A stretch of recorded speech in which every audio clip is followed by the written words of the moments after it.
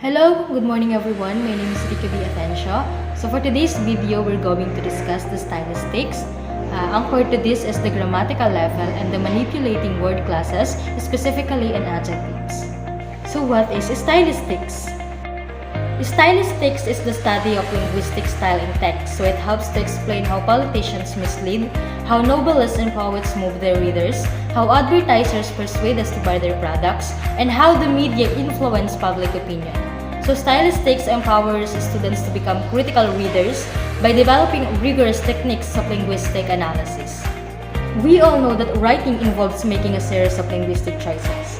So linguistic choice refers to the choice of words and style of expression an author uses, whether in speech or writing. So language choice varies from one situation or text to another, even coming from the same author. So the linguistic choice is a key element of rhetorical analysis because it communicates much more than the literal meaning of the words. So an author can use their choices to convey several messages, including tone, setting, and narrative voice and character. By examining carefully the choices writers make and comparing them with choices that they could have made, stylisticians can relate those choices in a systematic way and detailed way to overall meaning and effect. Meaning to say, so changing even just one word can have effects on a number of different linguistic levels at the same time. So stylistics will help us to explore a textual choice and linguistic levels and get a hands-on sense of the relationship between linguistic choice and meaning, style, and effect. Now let's talk about grammatical level. So a second linguistic level that can be distinguished is that of grammar. So the form, positioning, and grouping of the elements that go to make up sentences.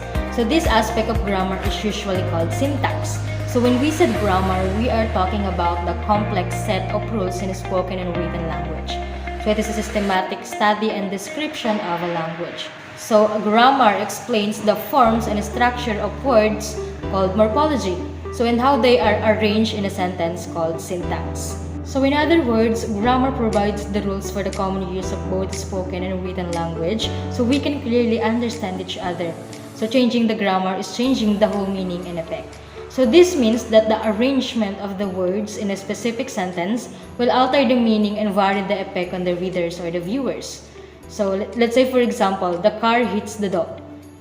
And another one is the dog hits the car. So in number 1, car is the subject and dog is the object. In number 2, the dog is the subject and the car is the object. So the grammatical relation in languages can also be controlled by adding grammar indicating elements to the words themselves. So most of the world's languages use morphology more extensively than English to indicate grammatical relations.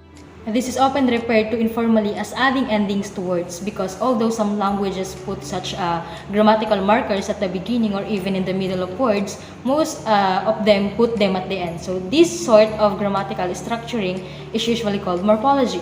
So morphology accounts for the building blocks of the meaning inside of words. So although English is a very syntactic language, so it does have some morphology. So by simply adding s to a noun, so we are forming the plural form of it. Let's say for example, dog plus s, so the plural form of the word dog. So the morpheme s modifies the number of the noun dog. So morphology also plays an important role in linguistic analysis. So the relationship between grammar and stylistic is necessary for conceiving that the different communicative contexts determine the functional styles of the language and at the same time require the use of grammatical structures. Okay, so on to the manipulating word classes, specifically in adjectives. So if I will give you a chance to describe the house on your screen, what would it be? So let's say for example, so the house is elegant, big, modern, so whatever words you associate with that house. So basically those words mentioned are adjectives that best describes the house of how it looks like. At whatever point we utilize adjectives, so they make our works more visual and distinctive. So readers will show signs of improvement thought of what we wish them to picture when they read our composition. So it speaks to our readers' senses.